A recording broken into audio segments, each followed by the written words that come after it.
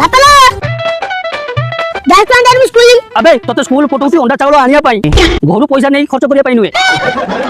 আবে আজি কি বার? আজ সোমবার। সোমবার স্কুল যা কিছু দরকার নাই বিলর পালভূত হইকি ঠিয়া।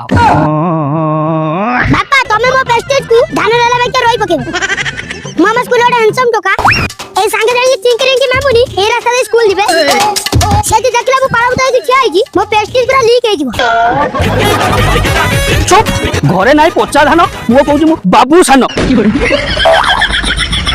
চুপচাপ পালভূত হইকি ঠিয়া হ।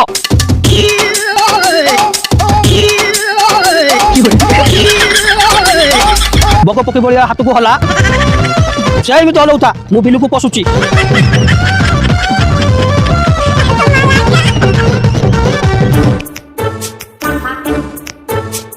छेलिया बापा ओ छेलिया बापा बिलटा तो पढ़िया पड़ी कौन धान रुआ कर छेलिया बापा